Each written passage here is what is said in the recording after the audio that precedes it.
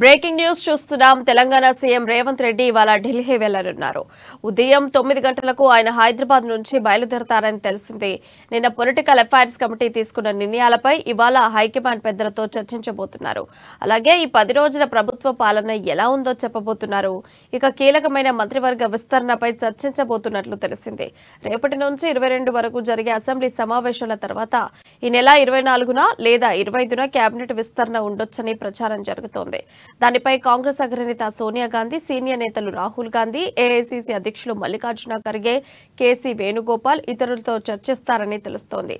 అలాగే తెలంగాణలో లోక్సభ ఎన్నికలపై చర్చ ఉంటుందని సమాచారం.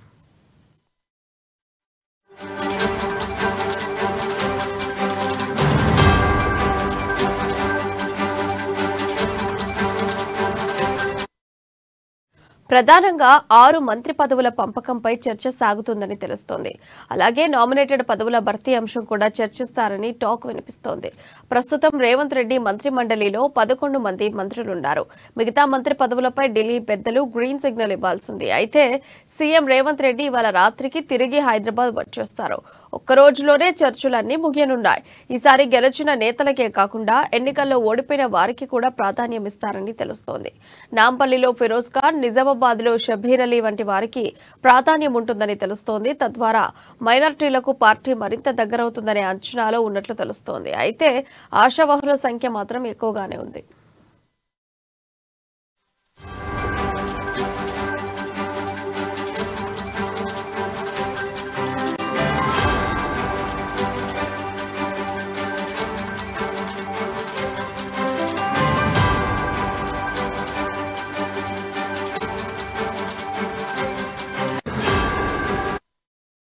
బ్రేకింగ్ న్యూస్ చూస్తున్నాం. తెలంగాణ సీఎం రేవంత్ రెడ్డి ఇవాళ ఢిల్లీ వెళ్లనున్నారు.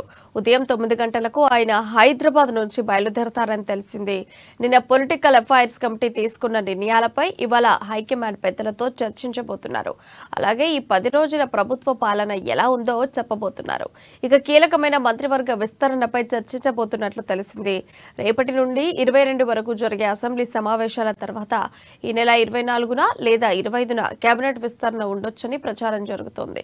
దానిపై కాంగ్రెస్ అగ్రనేత సోనియా గాంధీ, సీనియర్ నేతలు రాహుల్ గాంధీ, ఏఐసీసీ అధ్యక్షులు మల్లికార్జున ఖర్గే, కేసీ వేణుగోపాల్ ఇతరులతో చర్చిస్తారని తెలుస్తోంది. అలాగే తెలంగాణలో లోక్సభ ఎన్నికలపై చర్చ ఉంటుందని సమాచారం.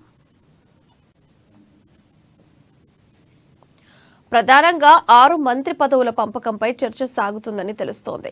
అలాగే నామినేటెడ్ పదవుల భర్తీ అంశం కూడా చర్చిస్తారని టాక్ వినిపిస్తోంది. ప్రస్తుతం రేవంత్ రెడ్డి మంత్రి మండలిలో 11 మంది మంత్రులున్నారు. ఇక మిగతా మంత్రి పదవులపై ఢిల్లీ పెద్దలు గ్రీన్ సిగ్నల్ ఇవ్వాల్సి ఉంది. అయితే సీఎం రేవంత్ రెడ్డి ఇవాళ రాత్రికి తిరిగి హైదరాబాద్ వచ్చేస్తారు. ఒక్క రోజులోనే చర్చలన్నీ ముగియనున్నాయి. ఈసారి గెలిచిన నేతలకే కాకుండా ఎన్నికల్లో ఓడిపోయిన వారికి కూడా ప్రాధాన్యం ఇస్తారని తెలుస్తోంది. నాంపల్లిలో ఫిరోజ్ ఖాన్, నిజామాబాద్ లో షబీర్ అలీ వంటి వారికి ప్రాధాన్యం ఉంటుందని తెలుస్తోంది. తద్వారా మైనారిటీలకు పార్టీ మరింత దగ్గరవుతుందనే అంచనాలో ఉన్నట్లు తెలుస్తోంది. అయితే ఆశావహుల సంఖ్య మాత్రం ఎక్కువగానే ఉంది.